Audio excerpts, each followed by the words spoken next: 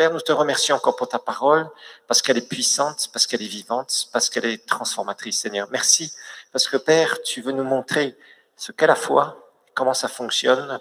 Et je prie pour que les fondations, Seigneur, puissantes de la foi, soient implantées, infusées, Seigneur, dans l'esprit de chacun ici, afin, Seigneur, que nous puissions avoir des témoignages puissants, Seigneur, de transformation, de guérison, Seigneur, de provision, Seigneur, de choses, contre des attaques sataniques où des frères et sœurs peuvent voir quoi faire et comment le faire au travers de ta parole, la puissance extraordinaire de ta parole. Merci Père, merci pour ces temps d'enseignement, merci pour l'onction qui est sur moi. Je prie pour que tu parles au travers de ces enseignements, Seigneur, parce que ta parole est vivante, elle est ointe. Et Seigneur, notre esprit est né de nouveau et tu habites en nous. Et nous recevons cette connaissance de ta parole qui se met en nous et qui s'implante puissamment en nous. Merci mon Père. Dans le nom de Jésus, nous prions. Amen. Alors la foi, donc première grande série sur la foi, je vous rappelle, c'est foi numéro 1. Donc brièvement, donc nous avons vu que la foi, la définition c'est dans Hébreux chapitre 11 verset 1, rappelez-vous, ferme assurance des choses qu'on espère, démonstration de celles qu'on ne voit pas. Une preuve, une garantie, une réalité, un titre de propriété, une fondation. La foi, ça nous montre finalement ce qui nous appartient. Bon, maintenant, ça va l'amener aussi à la réalité dans nos vies. Alors ensuite, on a vu aussi que la foi va s'opposer à quoi? À la réalité, aux circonstances. Il n'y a pas besoin de foi si tes circonstances sont bonnes. Si tu as plein d'argent, tu ne vas pas dire « Oh, j'ai la foi pour avoir plein d'argent ». Ben non, tu l'as déjà. Si tu es en bonne santé, tu dis « Oh, j'ai la foi pour être en bonne santé aujourd'hui ». Non, tu l'es déjà, tu n'as pas besoin de foi pour ça. La foi amène justement à dénier, à faire que les circonstances soient transformées. Okay? Donc, c'est super important de comprendre ça. On a vu que c'est notre main invisible qui amène à la réalité, qui amène des choses qui nous appartiennent en Christ, et on découvrira de plus en plus que nous sommes héritiers et co-héritiers de Christ, héritiers de Dieu et co-héritiers de Christ. Nous avons beaucoup de choses qui nous appartiennent. Il n'y a pas besoin de se bagarrer pour essayer d'arracher ça de la main de Dieu. Non, Dieu nous l'a déjà donné. Par contre, c'est à nous de recevoir ces choses dans nos vies, de les amener à la réalité. Ça, c'est notre responsabilité. Je pense que vous avez compris que vous avez un rôle à jouer. Dieu ne fera pas tout pour vous. Dieu a déjà fait tout en Christ. Maintenant, c'est à vous de comprendre que vous avez un rôle à jouer dans la foi. Super important. OK? Alors, on a vu que l'espérance, c'est quelque chose, les choses qu'on espère, l'espérance, c'est une promesse. Et ces promesses doivent être basées, bien sûr, sur la parole de Dieu. On a vu Hébreux 11, verset 6, que Dieu nous demande d'avoir la foi. Dieu est un Dieu de foi. Il ne te demandera jamais quelque chose que lui-même n'a pas. Mais la foi, c'est notre responsabilité. La foi n'est pas la responsabilité de Dieu. La foi, c'est ta responsabilité et ma responsabilité de l'avoir. Avoir la foi, j'ai la foi. Je n'ai jamais vu en Israël une aussi grande foi, dirait Jésus. Jésus, des fois, c'est un peu fâché en disant où est votre foi? Vous avez une petite foi, c'est pour ça que ça marche pas, que vous voyez pas ce que vous voulez voir. On a vu qu'il fallait pas prier Seigneur, donne-moi la foi. Non, non, non, non, ça ne marche pas. Jésus attend de notre part la foi. Ce qui impressionne Dieu, ce ne sont pas tes grandes prières, ce ne sont pas tes grands jeûnes, ce ne sont pas tes larmes, ce ne sont pas tes, je dirais, tes mots, etc., etc. Ce qui impressionne Dieu, c'est ta foi. Il va toucher ta vie si tu as la foi. C'est ça qui est important et c'est ça que le Seigneur cherche. Ma fille, ta foi t'a sauvée. Voyons leur foi, disait Jésus dans les évangiles. On a beaucoup de déclarations comme ça. Alors, on a vu que Romains 10, 17 nous dit la foi vient de quoi? De la parole de Dieu. Ça, c'est très, très important. On a vu que l'action de Dieu vient après quoi? Après la parole et après la foi. Il y a la parole, la foi et les signes, les prodiges et les miracles. Ce n'est pas le contraire. On voit que les résultats, la manifestation de Dieu ne vient pas avant la parole. D'abord, il faut que la parole soit là. On voit que quand la parole du salut est prêchée, les gens sont sauvés. Quand on prêche la guérison, les gens sont guéris. Si on prêche la délivrance, les gens sont délivrés. Si on prêche la prospérité, les gens prospèrent. Pourquoi? Parce que la foi vient de la parole. Et la parole, une fois que la foi est générée, ça va, les signes, la bénédiction suit obligatoirement. Alors, on a vu que la foi est produite où? Elle est produite dans notre cœur. C'est toujours croire du cœur, jamais de la tête. Si tu es d'accord avec ta tête, avec la parole de Dieu, eh bien, tu verras que quand tes circonstances commencent à chauffer, tu vas commencer à dire pourquoi le Seigneur n'a pas encore répondu à ma prière? Seigneur, tu vois, etc., etc. Et tu verras que tu n'auras pas. C'est pas ça la foi. La foi vient vraiment dans ton cœur. Alors, on a vu qu'il fallait méditer la parole de Dieu. Et il faut que cette parole devienne quelque chose qui s'implante en nous. ce qu'on appelle le réma. Alors, on a vu différents types de foi. La foi naturelle, que tout le monde possède. La foi naturelle, c'est la foi de Thomas. Je vous le rappelle, la foi de Thomas, c'est je crois ce que je vois, je crois ce que je touche. Okay, mes cinq sens me disent c'est là, alors je dis ah d'accord, donc je crois. C'est pas comme ça la foi biblique. La foi biblique, on voit, parce que la foi naturelle, tout le monde a cette foi naturelle, même les païens. Même si Dieu s'en sert parfois, Dieu fait dans les évangélisations, fait des guérisons, des miracles, etc., etc. Et là, les gens commencent à être interpellés et disent ah apparemment ce qu'on me dit c'est la vérité. Et d'un seul coup, ils commencent à s'intéresser, à ouvrir leur cœur au message de l'évangile. D'accord ? Ça c'est une chose, Dieu s'en sert. Mais si tu fonctionnes seulement sur je crois parce que je vois, tu n'iras pas loin dans ta vie chrétienne, crois-moi. Franchement, tu n'iras pas loin. Okay ? Alors, on a vu que la foi biblique vient de la parole de Christ et on a vu le logos. Le logos, c'est quoi ? C'est l'expression. C'est Dieu qui s'exprime, vous vous rappelez ? Et le logos, c'est la parole écrite, mais c'est aussi une parole que Dieu va te donner particulière. Okay ? Il va te faire une promesse à toi, comme Abraham. Abraham, Dieu lui avait dit, tu seras le père d'une grande nation, de grandes nations, tu vas engendrer beaucoup de nations.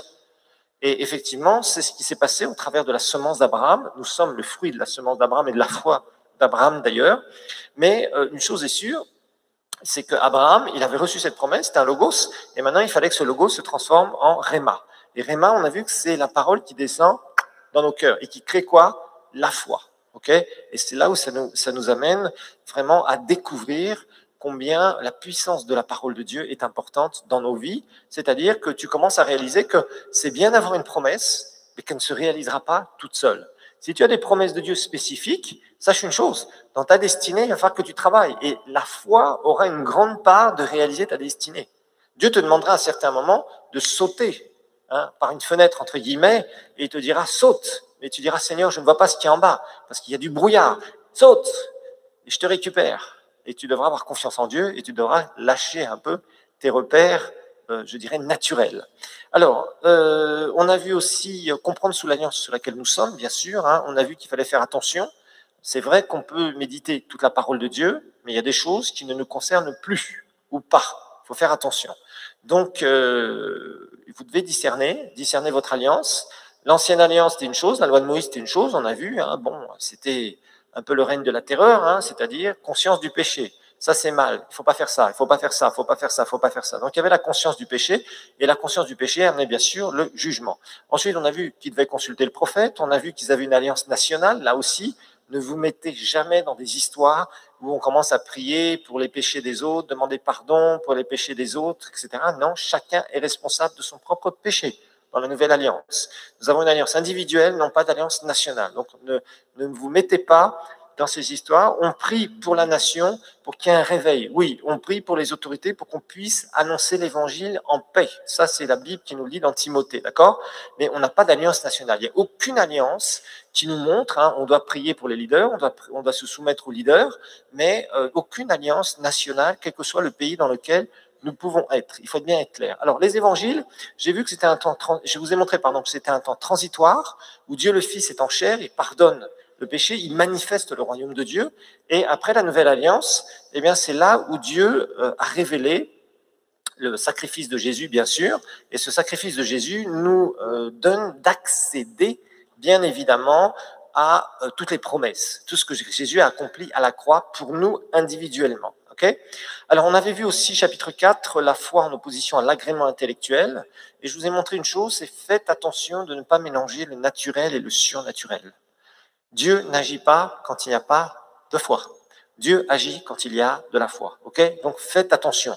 Parce que souvent, il y a un mélange. Et quand il y a ce mélange, les gens, au bout d'un moment, ne savent plus où ils en sont. Ils disent, oui, Dieu a fait ça, Dieu a fait ça, Dieu a fait ça. Et puis on leur dit, vous êtes sûr? Moi, je ne crois pas que Dieu ait fait ça. Et quelques temps plus tard, on voit que c'est le contraire qui se passe et ils se retrouvent dans la confusion. Dieu agit seulement là où il y a de la foi. Rappelez-vous que la foi, c'est l'énergie. Okay ? La prière, c'est le véhicule. Prier, prier, prier, c'est bien, mais il faut la foi. La Bible nous parlera de la prière de la foi dans Jacques, justement. Jacques 5, la Bible va nous parler de la prière de la foi. Alors, il faut faire attention, bien comprendre comment ça fonctionne et de faire vraiment la différence entre ce qu'on appelle l'agrément intellectuel et la vraie foi. Alors, on a expérimenté la vraie foi, rappelez-vous, quand nous avons été sauvés. croire et parler. Alors nous avons vu aussi ce texte de Marc 11 qui nous illustre parfaitement ce que je suis en train de vous montrer ici. Jésus nous donne une leçon de foi dans Marc 11. Il parle à un figuier et nous avons remarqué que quand Jésus parle à ce figuier, eh bien, apparemment, rien ne se passe. Hein. Et là, c'est là où justement beaucoup de chrétiens, ils prient, ils parlent des choses et apparemment, rien ne se passe. Et là, ils se découragent, ils commencent à se poser des questions, ils reviennent en arrière, ils commencent à confesser le contraire, etc., etc. Et finalement, rien ne se passera. Ça, c'est clair. Donc Jésus nous montre le principe, il nous dit, ayez le même type de foi que Dieu possède. Et on a vu que Dieu possède la foi, on a vu que tout ce qui est là dans l'univers tient parce que Dieu a parlé. D'abord, ça a été créé et ça tient parce qu'il a parlé. Dieu appelle les choses comme si elles étaient alors qu'elles ne sont pas encore. Vous voyez, il ordonne et la chose arrive. Il a créé monde invisible et visible, comment? Par sa parole. Donc, il y a quelque chose de puissant en vous qu'il va falloir découvrir. Vous avez une puissance de croire et de parler ce que vous croyez, bien évidemment. Alors, je vous ai montré clairement les lois de la prière jamais exaucées, vous vous rappelez, hein, les types de chrétiens tout à fait qu'on voit, c'est très classique. Hein, j'ai un problème, je prie tout de suite, j'affole tout le monde, tu sais, j'ai un problème, prie pour moi, prie pour moi, prie pour moi. Panique à bord, la prière de panique, entre guillemets, ce qu'on pourrait appeler comme ça. Et puis, tous les gens prient pour vous, et puis vous êtes là, et puis vous dites, voilà, je prie encore, et tu pries encore. Si nous sommes beaucoup à prier, alors ça va marcher, etc., etc., etc. Et puis finalement, bah, vous continuez à confesser que vous avez le même problème, vous continuez à prier et espérer que Dieu va faire quelque chose. Et qu'est-ce qui va se passer? Bah, rien du tout. Pourquoi? Parce que Dieu ne fonctionne pas avec l'espérance, Dieu fonctionne avec la foi.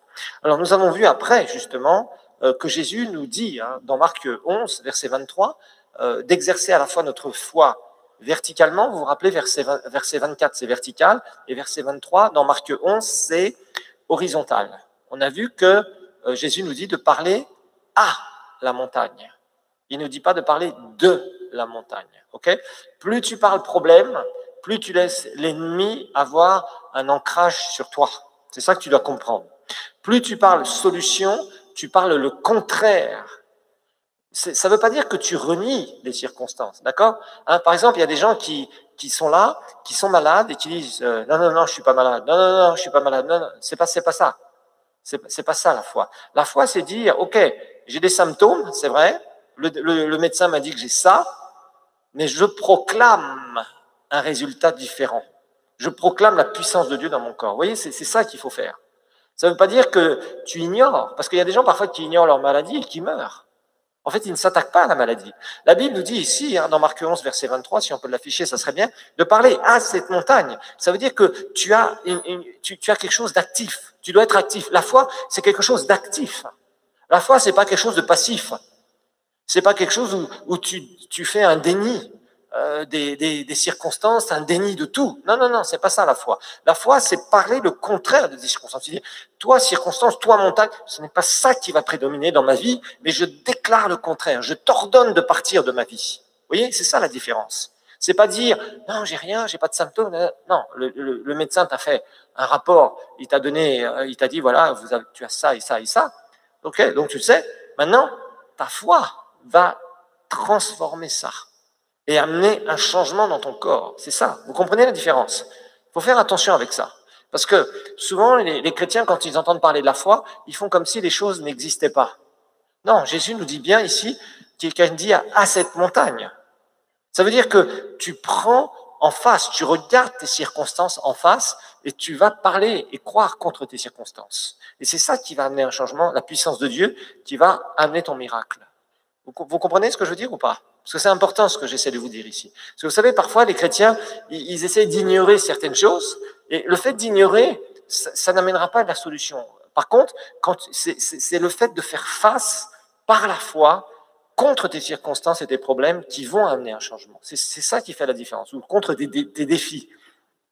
Des fois, tu es dans une dimension, par exemple dans les finances, et tu dis non, non, ça je n'accepte pas de rester dans cette dimension.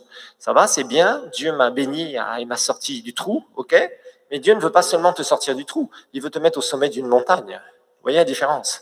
Tu peux rester dans la vallée, bon, ça va, tu te débrouilles, tu t'en sors à peu près, mais Dieu ne te veut pas là seulement, il veut t'amener en haut. Et là, c'est tout un défi pour toi. Et ce défi, justement, est relevé par la foi. Mais tu vas pas dire, oh, je suis au sommet, amen, alléluia, je suis au sommet. Non, c'est pas comme ça que ça marche. Parce qu'il y a beaucoup de gens, vous voyez, ils font des déclarations qui pensent être de la foi et qui ne sont pas de la foi, finalement. En fait, ils font un déni des circonstances. Non. Et après, ils sont déçus, après, ils vivent dans des illusions. Et aujourd'hui, on a beaucoup de gens comme ça qui confessent des trucs à droite, à gauche, sans comprendre qu'ils doivent parler à leurs circonstances et aussi mettre en action leur foi. Alors, on a vu vraiment que la prière exaucée, c'est vraiment avoir un problème, un défi, hein, ok, voir ce que la parole de Dieu dit, méditer cette parole, prier une seule fois quand tu es dans la foi. Là où souvent les chrétiens mettent l'accent sur la longueur de la prière. C'est pas ça l'objectif. Tu dois plus mettre l'accent sur le temps que tu vas passer à motiver ta foi. C'est là où tu dois comprendre. Vous savez, les gens, des fois, ils prient, ils disent qu'ils prient toute la journée, mais ils ne prient pas toute la journée. C'est pas ça la prière. Ils demandent toute la journée, Seigneur, donne-moi, Seigneur, fais ça, Seigneur, c'est pas ça la prière. Place-toi dans une atmosphère de foi d'abord, une atmosphère d'adoration, une atmosphère de foi, où tu passes du temps avec la parole. Et après, tu viens devant Dieu et pam, tu reçois. Et tu crois que tu l'as reçu au moment où tu pries. Et tu parles la parole de Dieu, tu loues Dieu pour le résultat, c'est tout. Tu loues Dieu pour ton résultat. Et là, tu vas voir. La Bible nous dit, il le verra s'accomplir. Ok, donc il faut faire attention, faut pas. Souvent nous inversons les choses et on voit que ça ne marche pas. Alors maintenant nous allons voir une dernière chose sur ce chapitre et après on va entamer un autre chapitre. Notez qu'il n'y a pas de foi dans le péché. Il n'y a pas de foi dans le péché. Alors ça c'est un petit peu des gens. On va parler un peu de certains chrétiens qui font n'importe quoi et qui pensent que Dieu va les exaucer. Il n'y a pas de foi dans le péché. Regardons 1 Jean 3, 21 à 23. On va revoir ce texte que nous avions déjà vu sur un autre angle. Vous savez, on peut souvent prendre des versets de la parole de Dieu et voir différentes vérités sous un angle différent. Hein, certains versets de la parole, ils sont comme une montagne. Tu as le sommet, tu as le résultat, mais tu peux monter sur cette montagne par différents endroits, par différents flancs, par différents accès. 1 Jean chapitre 3, verset 21, il est dit, bien-aimés, si notre cœur ne nous condamne pas. Rappelez-vous qu'un cœur qui condamne, c'est quoi? C'est notre conscience. Voilà, vous vous rappelez bien de ça, ok? Si notre cœur ne nous condamne pas, ça veut dire qu'il n'y a pas de péché là, ok? C'est ça que ça veut dire. Nous avons de l'assurance devant Dieu. Rappelez-vous que la foi est quoi? Une ferme assurance, ok? Quoi que ce soit que nous demandions, nous le recevons de lui parce que nous gardons ses commandements et que nous faisons ce qui lui est agréable. Et voici son commandement, que nous croyons au nom de son Fils Jésus-Christ et que nous nous aimions les uns les autres selon le commandement qu'il nous a donné. Celui qui garde ses commandements, verset 24, demeure en Dieu et Dieu en lui, et nous reconnaissons à ceci qu'il demeure en nous par l'Esprit qu'il nous a donné. Donc ça, c'est important. Si tu as chuté, repens-toi. Moi, j'ai vu des gens parfois qui sont complètement rebelles, mais des rebelles, en pleine rébellion contre l'autorité spirituelle, contre donc la parole de Dieu, contre Dieu lui-même, tout en disant qu'ils sont super spirituels. Comment ils soient exaucés? Ça marche pas. J'ai vu des gens comme ça, des gens qui sont là, qui se rebellent complètement à des trucs mais vraiment sataniques, et on les reprend, on leur dit faites attention, repentez-vous, etc., etc. Non, non, non, blablabla, etc., etc. Ils claquent les portes des églises. Vous savez, on a de plus en plus de sans-églises aujourd'hui. Des gens sans église, sans autorité spirituelle. Avoir une autorité spirituelle, c'est indispensable pour notre croissance, aussi pour notre sécurité, pour notre protection. C'est très, très, très important. Il y a beaucoup de gens qui pensent qu'ils peuvent se nourrir avec des prédications d'Internet et ils font une très, très grave erreur. Internet peut être un plus pour ta vie spirituelle, mais ça ne remplacera jamais l'autorité spirituelle. Tu as besoin d'être formé par des personnes qui sont en face de toi et qui sont responsables, qui te disent tu fais ça, tu fais pas ça, qui sont capables aussi de te corriger. C'est important. Parce que si tu as un appel de Dieu dans ta vie, tu ne pourras jamais rentrer dans cet appel correctement si tu es quelqu'un de rebelle. Moi, j'ai vu des gens comme ça, être complètement rebelles à l'autorité spirituelle. Ils commencent à faire des trucs, ils prient, ils font ta, ils disent on va faire ça, on va gagner tout le Burundi, on va gagner tel pays, on va faire ceci. Mais c'est fini. Au bout de quelques temps, vous les voyez, ils sont complètement en dehors. Certains sont séduits par des esprits sataniques, je dirais de fausses doctrines, de fausses prophéties. Ça a été très classique ici dans ce pays et ça continue d'ailleurs. D'autres sont là, ils pensent que parce qu'ils ont divisé une église, il y a des gens, j'arrive pas à comprendre, il y a des gens qui divisent des églises pour soi-disant démarrer des églises. Ne vous mettez jamais dans une division d'église. Jamais. Jamais.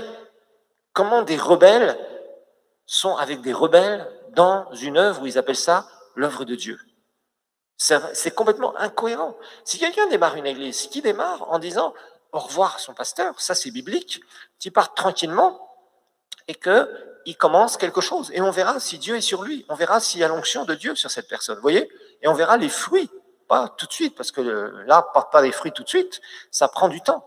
Mais parfois, on voit des gens comme ça être complètement rebelles, vivent dans le péché jusqu'au cou, et ils pensent qu'ils pourront, parce qu'ils ordonnent des grandes choses, etc., prospérer. Ils ne peuvent pas prospérer, ils ne verront pas la main de Dieu. Et on voit des gens comme ça être complètement anesthésiés. Et le diable essaye souvent de séduire des gens en leur montrant que, de toute façon, il suffit qu'ils écoutent quelques prédications à droite à gauche. Vous les voyez souvent, vous savez, ces gens-là, quand il y a des événements. Même certains sont là au milieu pour accueillir certains serviteurs de Dieu de l'extérieur. Ils sont là, ils sont dans les organisateurs. Et si les serviteurs de Dieu savaient qui ils étaient, ils diraient, toi, va demander pardon à ton église, ou va faire ceci, ou va te repens-toi de telle et telle chose. Vous voyez? Et les gens se font souvent avoir comme ça. Ils se retrouvent avec des gens qui sont complètement rebelles, et ils ne s'en rendent pas compte. Et ces gens-là, justement, pensent qu'ils vont réussir, alors qu'ils sont rebelles, c'est des sans-église, c'est des gens qui tournent à droite, à gauche. Ils sont, quand il y a un orateur quelque part invité dans une église, vous les voyez dans telle église. 2 semaines plus tard, il y a un autre orateur dans une autre église, ils vont dans une autre église, etc. Et ils sont rebelles. Et quelques années plus tard, vous les voyez complètement anesthésiés. Ils sont complètement en dehors de ce que le Seigneur avait pour eux, et ils ont tristement gâché leur destinée. Donc, dans la foi, s'il y a du péché, ça ne marche pas. Pourquoi? Parce que le péché fait quoi? Le péché bloque notre relation avec Dieu. Ça, c'est très clair. La Bible nous dit d'ailleurs dans 1 Jean 1,9. 1 Jean 1,9. Ça, c'est important. Tu peux pas avoir une grande foi quand tu es dans le péché, c'est pas possible. D'abord, Dieu te demandera repentance. Si tu pèches, tu brises ta communion avec le Père. C'est ça qu'il faut comprendre. Quand un chrétien pêche, il n'est pas destitué de sa position de fils ou de fille. Il n'est plus, il redevient pas un fils ou une fille du diable. Ok? Ça aussi, c'est quelque chose qui est important. Quand un chrétien pêche, un chrétien né de nouveau pêche, il ne perd pas son salut. Parce que ça aussi, il y a beaucoup de gens qui ont prêché des choses comme ça. La Bible ne dit pas qu'on peut renaître de nouveau. La Bible ne dit pas qu'on peut renaître de nouveau. La Bible nous dit qu'on peut naître de nouveau, c'est-à-dire naître une deuxième fois, une seule fois. Mais la Bible ne parle pas de ça. Alors vous allez me dire, oui, mais pasteur, est-ce qu'on ne peut pas perdre son salut, etc. C'est une question qu'on va débattre bien plus tard en 2e année. Je vous montrerai, il y a des conditions très très difficiles où des gens peuvent renier Jésus-Christ comme leur sauveur personnel. Et vous verrez que la plupart des rétrogrades, que même vous connaissez, n'ont pas renié Jésus. Ils continuent à prier. Ils vont perdre leur récompense, une grande partie de leur récompense. C'est ce que la Bible dit dans 1 Corinthiens 3, comme nous le verrons.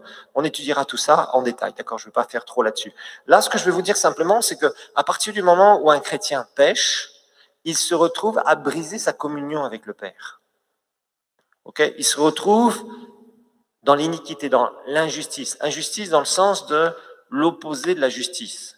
C'est-à-dire, il est désapprouvé par Dieu. Quand nous péchons, nous sommes désapprouvés par Dieu par rapport à ce que nous avons fait. Ça ne veut pas dire que Dieu nous renie. Parce qu'il y a beaucoup de chrétiens qui se font avoir avec l'ennemi, le diable, et parfois même, malheureusement, avec certains prédicateurs qui prêchent ce genre de choses. Un chrétien qui pêche, c'est un chrétien qui va rompre sa communion avec le Père. Ce n'est pas un chrétien qui est destitué de sa position de fils ou de fille.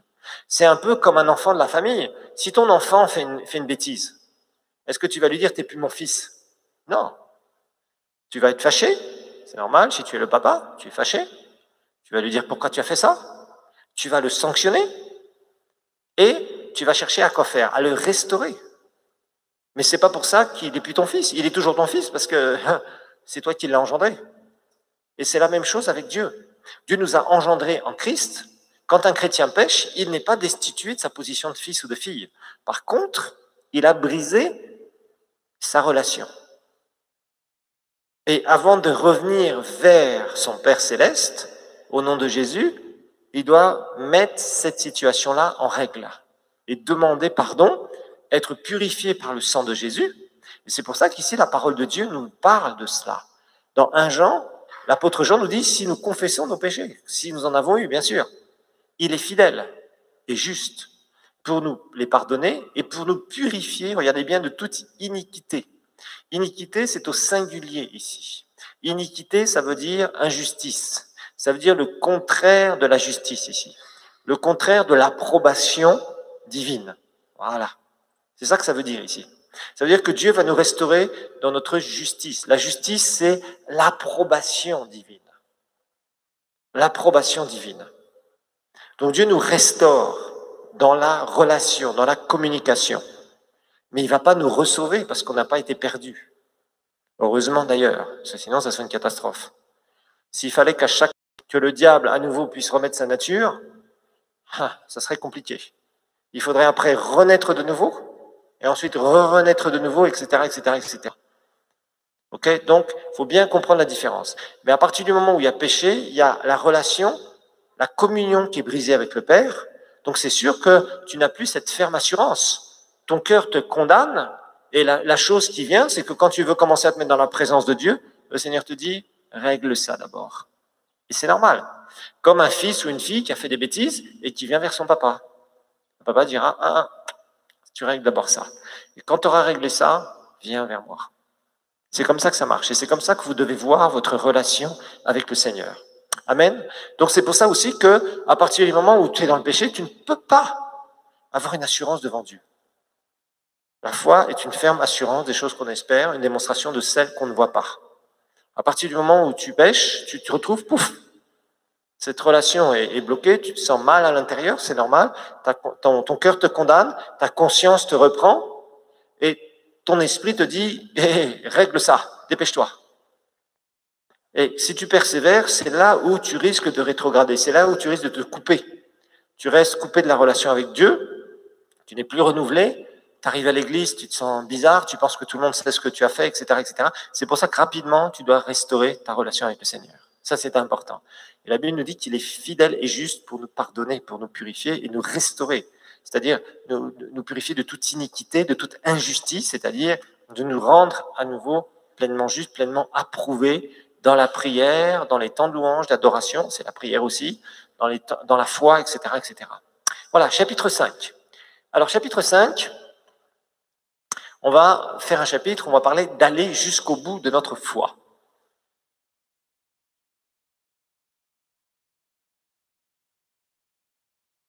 Aller jusqu'au bout de notre foi. Alors ça, c'est quelque chose aussi que vous allez apprendre. On a parlé de la foi, ce qu'était la foi, définition. On a parlé d'où vient la foi. On a dit aussi qu'on ne peut pas prier pour la foi. On a vu que la foi vient de la parole, ok. On a vu qu'il fallait méditer la parole. On a vu que cette parole doit être du logos vers devenir un en nous, parole qui se révèle. La foi est générée dans notre esprit, dans notre cœur. On a vu tout ça ensemble. Maintenant, on va voir que quand on commence à marcher dans la foi, il est important de persévérer dans la foi jusqu'au bout. Et on va illustrer ça par un très très beau texte qui est dans Matthieu chapitre 14. Matthieu 14. Et on va lire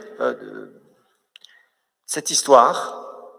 Matthieu 14, c'est Pierre qui va marcher sur les eaux. On va lire à partir du verset 22, 14, 22, jusqu'au verset 32. 14, 22 à 32. Et on va voir avec ce texte comment vraiment on doit persévérer dans la foi, comment on peut marcher dans le surnaturel, et comment après aussi on doit demeurer dans le surnaturel jusqu'à temps de voir l'objectif atteint. Ça, c'est important. L'objectif doit être atteint.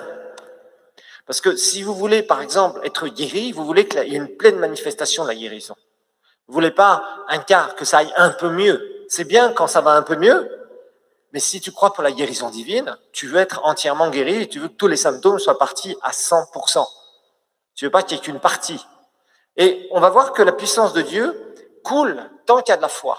À partir du moment où la foi commence à diminuer, où le doute arrive, on va voir ce que c'est que le doute par rapport à l'incrédulité, parce que ça aussi c'est une question que certainement vous avez. Il y a une différence entre le doute et l'incrédulité, comme nous allons le voir. On va découvrir comment persévérer dans la foi et voir vraiment le résultat. 14-22, Matthieu. Aussitôt après, il obligea ses disciples à monter dans la barque et à passer avant lui de l'autre côté pendant qu'il renverrait la foule. On parle de Jésus, bien sûr. Quand il l'eut renvoyé, donc quand Jésus eut renvoyé la foule, il monta sur la montagne pour prier à l'écart. Et comme le soir était venu, il était là seul. La barque, déjà au milieu de la mer, il y avait donc les disciples dedans, était battue par les flots car le vent était contraire. À la 4e veille de la nuit, Jésus alla vers eux, marchant sur la mer, sur le lac. Ils appellent ça la mer, mais c'est un lac. Quand les disciples le virent marcher sur la mer, ils furent troublés et dirent « C'est un fantôme !» Et dans leur frayeur, ils poussèrent des cris. Jésus leur dit aussitôt « Rassurez-vous, c'est moi, n'ayez pas peur. » Pierre lui répondit, Pierre, il était hardi. Il avait beaucoup de hardiesse. Ça l'a amené à faire des expériences, mais ça l'a amené aussi à être éprouvé dans ses expériences. Mais c'était un homme qui voulait. Pierre lui répondit, « Seigneur, si c'est toi, ordonne que j'aille vers toi sur les eaux. » Et Jésus donc dit, « Viens. » Pierre sortit de la barque et marcha sur les eaux pour aller vers Jésus. Mais voyant que le vent était fort, il eut peur. Et comme il commençait à s'enfoncer, il s'écria, « Seigneur, sauve-moi !» Aussitôt Jésus étendit la main, le saisit et lui dit, « Homme de peu de foi, pourquoi as-tu douté ?» Et ils montèrent dans la barque et le vent cessa. Là, il y a toute une leçon de foi sur la persévérance.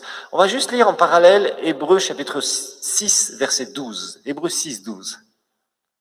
Hébreux chapitre 6, verset 12. Et on va voir Hébreux chapitre 6, verset 12, merci. Et on va voir un petit peu comment la persévérance est quelque chose de tellement important pour voir les promesses de Dieu s'accomplir. En sorte, Hébreux 6, 12, que vous ne vous relâchiez point, mais que vous imitiez ceux qui, par la foi, regardez bien, et la persévérance, héritent des promesses. Notez que la persévérance biblique, la persévérance, c'est appliquer les lois spirituelles. La persévérance, c'est appliquer les lois spirituelles jusqu'à amener un changement dans le milieu de nos circonstances. La persévérance, c'est appliquer les lois spirituelles jusqu'à amener un changement dans le milieu de nos circonstances. Jusqu'à amener un changement dans le milieu de nos circonstances. Donc c'est appliquer les lois spirituelles jusqu'à amener un changement dans le milieu de nos circonstances. Ça veut dire en fait que tu vas appliquer des lois spirituelles et tu vas amener une influence. C'est une influence du monde divin dans tes circonstances. C'est ça la persévérance. C'est tu appliques ça tellement qu'au bout d'un moment, c'est l'influence divine qui prédomine. Vous savez, c'est comme par exemple avec le chaud et le froid. Si par exemple vous avez froid et vous plongez dans une piscine qui est très chaude, eh bien, l'influence de l'eau chaude va venir dans votre corps, vous voyez, et vous allez être complètement réchauffé. Bon, maintenant, il y a des corps qui n'acceptent pas, qui sont ce qu'on appelle réfractaires à la chaleur, qui n'absorbent pas la chaleur, ou le froid, par exemple. Et c'est la même chose en tant que chrétien. Et tes circonstances, tu dois les amener. La persévérance, c'est appliquer ces lois spirituelles jusqu'à temps qu'en fait, le royaume de Dieu, l'influence du royaume de Dieu vienne transformer ces circonstances. C'est appliquer la foi, appliquer donc l'influence du royaume de Dieu, et c'est tellement fort qu'au bout d'un moment, tes circonstances se courbent. C'est vrai dans les finances, c'est vrai dans la guérison divine, c'est vrai dans les relations, c'est vrai dans beaucoup de domaines. Il y a plein de choses que tu dois appliquer dans ta vie spirituelle et ça va influencer le milieu dans lequel tu es. Donc ça influence le milieu de tes circonstances. Et ces circonstances vont se changer et vont être amenées à se courber devant les lois du royaume de Dieu. Mais, par exemple, si tu as de l'eau froide, que tu mets ça sur un, je sais pas moi, sur un gaz, là, sur un brûleur à gaz, si tu mets une casserole d'eau froide pendant 30 secondes, est-ce que l'eau va être bouillante à la fin? Non. Il va falloir que tu laisses ça 5 minutes, X minutes, pour que ça chauffe suffisamment et que la chaleur qui est dégagée par le gaz ou par le, je sais pas, du charbon de bois ou quoi que ce soit, ça chauffe tellement qu'au bout d'un moment, ça influence ta casserole d'eau. C'est la même chose avec la foi. Le problème, c'est que les gens veulent un petit truc, ils ne veulent pas être persévérants dans la foi. Il y a des choses pour lesquelles tu dois devoir appliquer ta foi pendant des années. Oui, je dis bien des années. Il y a des choses qui se passeront comme ça dans la foi. Il y a des choses qui se passeront au bout de 3 jours, 1 semaine, 1 mois, 2 mois, 6 mois. Mais tu déclares, tu continues à croire, tu proclames, et c'est là où tu vas voir le résultat. Et sur ce chemin, il va y avoir beaucoup d'embûches. Rappelez-vous que Jésus dit, s'il croit que ce qu'il dit, il le verra. Vous vous rappelez que ce soit dans Marc 11, 23 et 24, les verbes voir, verset 23 et verset 24, sont à quoi? Sont au temps futur. Vous vous rappelez de ça? Ça veut dire qu'il va y avoir un laps de temps entre le moment où tu crois et le moment où tu vois le résultat complet. OK? Ça, faut que tu comprennes. Faut que tu comprennes qu'il y a ce laps de temps entre le moment où tu commences à croire et le moment où tu vois complètement le résultat. Il y a des fois, il y a des choses très rapides. Il y a d'autres fois, c'est beaucoup plus lent. Par exemple, le baptême du Saint-Esprit, c'est 2 secondes et c'est fini. Mais des fois, la guérison, ça prend un peu de temps. Parce que la puissance de Dieu commence à agir dans ton corps, à travailler dans ton corps.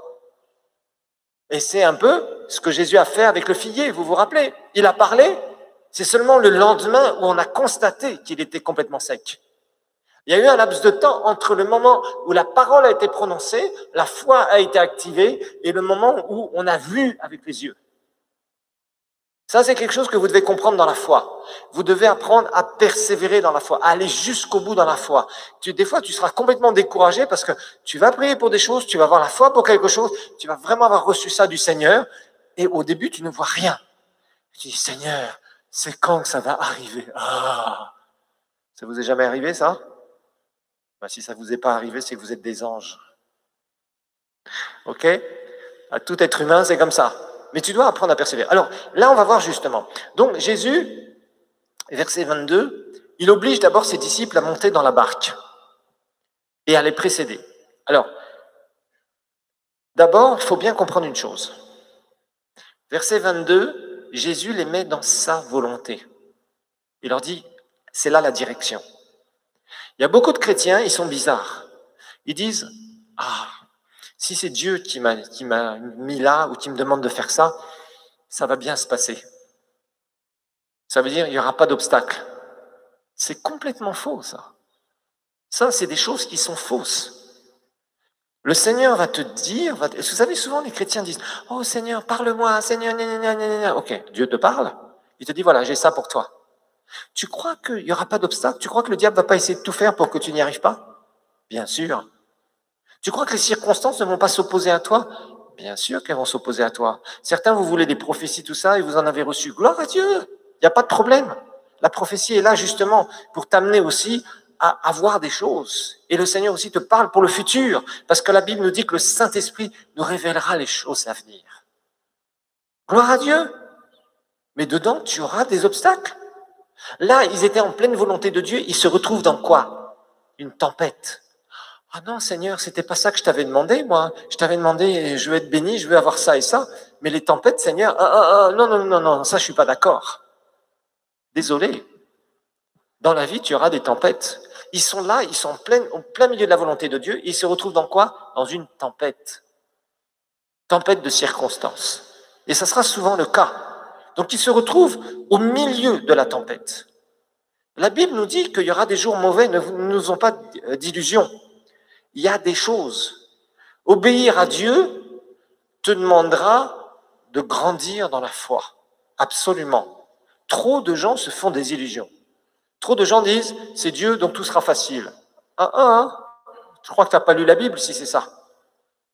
Jésus était pleinement dans la volonté du Père. Il a été persécuté, on l'a insulté, on a voulu le tuer je ne sais combien de fois, et on l'a crucifié. Vous croyez que Jésus, quand il était crucifié, ça lui faisait plaisir? Non, quand il était dans le jardin de Gethsémane, c'était terrible. Il a eu un combat terrible. Père, s'il est possible que cette coupe s'éloigne de moi, mais ta volonté.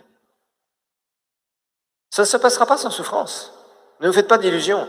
Aucune promesse de Dieu ne se passera sans souffrance, sans combat. C'est normal. Sans mauvaises circonstances qui peuvent se lever contre vous.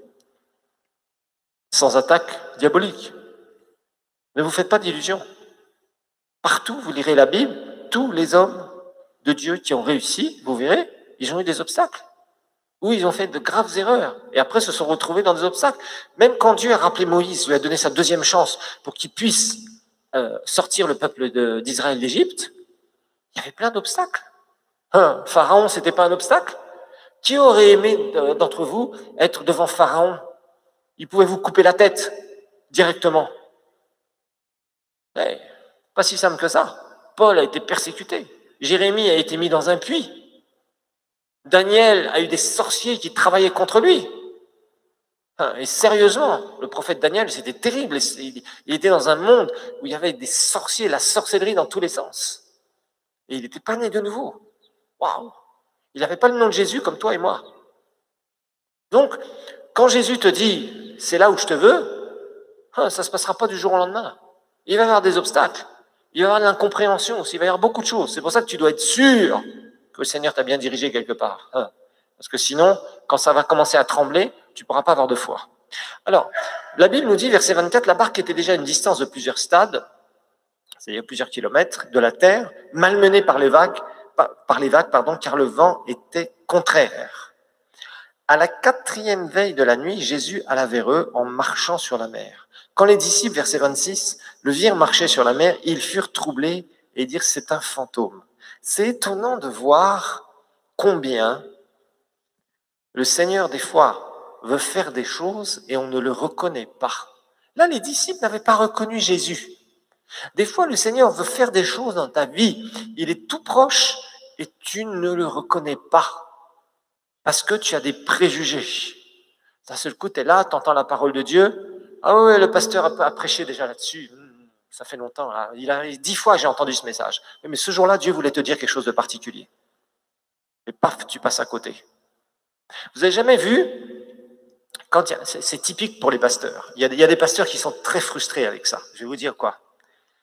Vous savez, nous les pasteurs, des fois, on vit des choses qui, des fois, je dirais pas nous blessent, mais des fois, qui sont pas faciles. Par exemple, vous pouvez prêcher à votre congrégation entre pasteurs, donc, en tant que pasteur, vous prêchez régulièrement, vous êtes le pasteur des brebis, vous dites des vérités. Combien de fois j'ai entendu des pasteurs faire cette réflexion? Et puis, d'un seul coup, ils ont un invité, un visiteur. Le visiteur vient, il prêche sur la même vérité, et vos chrétiens vous disent à vous, pasteur, « Ah, pasteur, aujourd'hui j'ai entendu une vérité que j'avais jamais entendue. » Et puis le pasteur dit, « Ça fait 10 fois que je prêche là-dessus. » Vous voyez ce que je veux dire? C'est typique. Ça montre que quelque part, vous voyez, il y a des choses qu'on ne reconnaît pas. Et ce jour-là, parce que le visiteur était là, la personne, pourtant c'était la même chose, les mêmes versets bibliques, la même vérité, mais ce n'était pas reçu de la même façon. Parce que le cœur s'était endurci. Vous voyez? Et parfois, on est là et Dieu nous parle, des fois par des circonstances. Il va nous parler parfois par des personnes qu'on ne considère pas trop, ou moins, ou auxquelles on est trop habitué. Vous voyez ce que je veux dire? Et on passe à côté de ce que le Seigneur veut faire pour nous. Il faut vraiment faire attention avec ça. Et souvent, on se fait avoir avec ça. Souvent. Là, ils étaient avec Jésus depuis je ne sais combien de temps. Jésus marche sur les eaux, c'est « Au secours, un fantôme !» Ils n'ont même pas reconnu Jésus. Et vous savez, dans les pires moments de votre vie, sachez que le Seigneur est là. Il est là pourquoi? Vous allez me dire, oui, mais pasteur, tu sais pas les histoires que... Ok, il est en toi. Donc il est toujours là, oui. Il est en toi 24 heures sur 24. Oui, mais tu vois, pasteur, j'ai des problèmes. Ok, oui, oui, oui. Mais il est en toi. Il est en toi. Il est toujours avec toi parce qu'il est en toi. Maintenant, est-ce que tu vas savoir libérer sa puissance pour qu'il se manifeste ou pas? Là, les disciples ne reconnaissaient même pas le Seigneur. Ils pensaient que c'était un fantôme, un démon. Imaginez-vous. Waouh! Grave. Heureusement que Jésus ne s'est pas fâché en disant, puisque c'est comme ça, tant pis pour vous, je retourne. Débrouillez-vous tout seul dans la tempête. Vous voyez, le Seigneur est bon toujours. Même quand on est là, on ne connaît pas bien, on n'est pas habitué.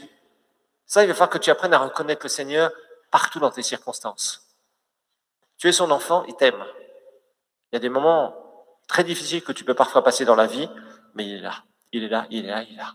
Donc il pousse des grands cris. Alors ensuite, le Bible va nous dire les choses suivantes, c'est intéressant. Ici, on va arriver petit à petit à notre sujet. Et Jésus leur dit aussitôt, « Rassurez-vous, c'est moi, n'ayez pas peur. » Alors, quand Jésus dit « c'est moi », dans le grec, littéralement, c'est « je suis ». Je suis, ça veut dire exactement ce que, dans Exode 3,14, comment le Seigneur s'était révélé à Moïse. Moïse voulait savoir, vous savez, il a cette expérience avec le buisson ardent, là, quand il voit un arbre dans le désert, quand Dieu va la rappeler pour délivrer le peuple d'Israël, il voit un arbre, un buisson qui brûle. Et il se dit, c'est bizarre, cet arbre-là, il brûle, mais il ne se consume pas, il ne disparaît pas, il ne se consume pas. Et il vient, et le Seigneur commence à lui parler. Il dit, ôte tes souliers de là, l'endroit où tu es est saint, etc., etc. Et Dieu dialogue avec Moïse à partir de ce buisson. Il entend une voix audible, Moïse entend la voix audible régulièrement. Et dans Exode 3,14, comment dire, Moïse, juste avant, lui dit, mais ok, tu m'envoies, mais c'est quoi ton nom? Et Jésus va lui dire, il n'avait pas la révélation de Jésus. Est-ce qu'on peut mettre Exode 3,14? Ça serait bien, merci. Exode 3, verset 14. Et en fait, il va lui dire, je suis. Je suis, c'est littéralement, tiens, c'est quelque chose qu'on a déjà vu quelque part. YHWH, Yahweh, je suis. Exode 3, verset 14. Je suis. Je suis. Regardez bien. Dieu dit à Moïse, je suis celui qui suis. Et il ajouta, c'est ainsi que tu répondras aux enfants d'Israël, celui qui s'appelle je suis. Littéralement, Yahweh ou Jéhovah, YHWH. C'est-à-dire celui qui existe par lui-même. Ça veut dire celui qui n'a jamais été créé. Quand vous voyez Yahweh, avec ces YHWH, Yahweh ou Jéhovah ou Jéhovah, littéralement, c'est la racine de ce mot hébreu. Ça veut dire je suis. Ça vient du verbe être en hébreu. C'est-à-dire celui qui existe par lui-même, celui qui n'a jamais été créé. C'est ça que ça veut dire. Et Jésus, ici, justement au verset 27, c'est ce qu'il est en train de dire. Rassurez-vous, je suis. Et c'est là où ils vont reconnaître le Seigneur. Rassurez-vous, je suis. Ça a été traduit c'est moi en français, parce que bon, on essayait, ça serait un peu bizarre si on disait je suis, mais c'est exactement ce que ça veut dire. Donc, le Seigneur les rassure. Et dans toutes circonstances, le Seigneur te montrera qu'il est là. Et il s'identifiera toujours. Ça, c'est très clair. Alors, verset 28, Pierre lui répondit, si c'est toi, ordonne que j'aille vers toi sur les eaux. Et il dit, viens. Pierre sortit de la barque et marcha sur les eaux pour aller vers Jésus. Alors, ici, on va voir à propos de la foi. Pierre reçoit une parole. Alors, regardez bien, c'est important. Pierre reçoit une parole. Pierre est dans la barque. Supposons la barque est ici. C'est vraiment une illustration qui doit vous aider. Jésus l'appelle. Pierre dit, si c'est toi vraiment Seigneur, ordonne que j'aille vers toi. L'objectif, c'était quoi? c'était que Pierre puisse aller de la barque vers où? Vers Jésus, vous êtes d'accord? Atteindre le Seigneur Jésus-Christ. Jésus lui dit, viens. Pierre, qu'est-ce qu'il fait? Il reçoit cette parole, il croit et il sort de la barque. Et qu'est-ce qu'il se passe? À partir du moment où il marche sur la parole, qu'est-ce qu'il va faire? Il va marcher dans le surnaturel. Surnaturel. J'aime trop ce mot en français, surnaturel, au-dessus du naturel. Le naturel, c'est que si tu sors d'une barque, qu'est-ce que tu vas faire? Tu vas t'enfoncer dans l'eau. Ça, c'est le naturel. Et là, parce que Pierre marchait sur la parole de Dieu, il va marcher sur l'eau, sur les circonstances. Et il commence à aller vers le Seigneur. Regardons Hébreux chapitre 12, verset 2 maintenant. Hébreux 12, verset 2. Hébreux 12, verset 2. Ça, c'est quelque chose qui est très très important, qui va nous parler de la persévérance dans la foi. La Bible nous dit, ayant les regards sur Jésus. Le chef, je n'aime pas trop cette traduction, il y a une autre traduction qui dit l'auteur et le consommateur de la foi. Alors, je n'aime pas trop cette traduction, franchement, elle n'est pas géniale. L'auteur, Jésus est l'auteur de notre foi. Ça veut dire que c'est par lui qu'on a toutes les promesses. C'est ça que ça veut dire. Il est l'auteur de notre foi. C'est par lui que nous avons toutes les promesses.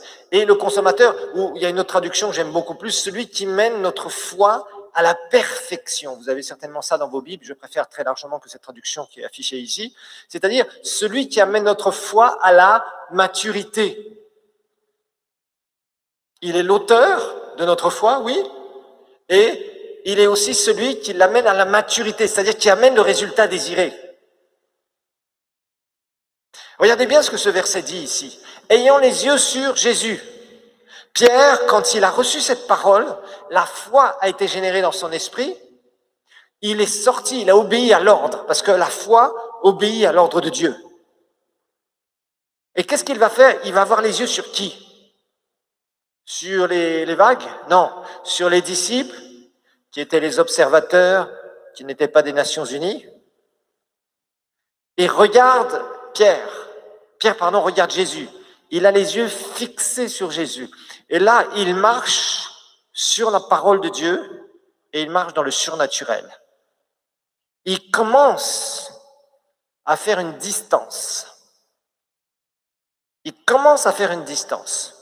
Mais il n'est pas arrivé au but. Il avait Jésus qui était l'auteur de la foi ici. Jésus lui donne une parole. Il marche sur la parole, les yeux fixés sur Jésus, et il doit rejoindre Jésus. Objectif. Il commence son chemin vers la direction du Seigneur. Mais sa foi n'est pas encore arrivée à la perfection, à la maturité. Parce que pour que ta foi arrive à maturité, c'est que tu dois arriver à l'objectif. L'objectif, c'était de rejoindre Jésus. Mais il y avait une distance entre le point de départ et le point d'arrivée. C'est ça la foi. Tu pars dans tes circonstances et tu arrives au but. Entre-temps, il y a une distance et il y a un temps. Ça, c'est la foi. Ça s'appelle la marche par la foi. Il y a une distance et il y a un temps où tu vas demeurer dans la foi. Une distance, ça veut dire il y a quelque chose entre le moment où tu as tes circonstances et le moment où tes circonstances ont été soumises à la parole de Dieu. Entre-temps, c'est ta foi qui a écrasé tes circonstances et qui a soumis tes circonstances à la parole de Dieu et qui a amené une transformation. Vous me suivez ou pas? C'est important ce que je vous dis ici. C'est pas, je crois, je déclare amen, alléluia, et tout se passe. Non, parce que si tu crois comme ça, non, ça commence à se produire dans le monde spirituel. Rappelle-toi que les choses doivent démarrer dans le monde spirituel pour se manifester dans le monde naturel. Entre-temps, tu vas devoir demeurer et persévérer dans la foi. Tu dois persévérer dans la foi.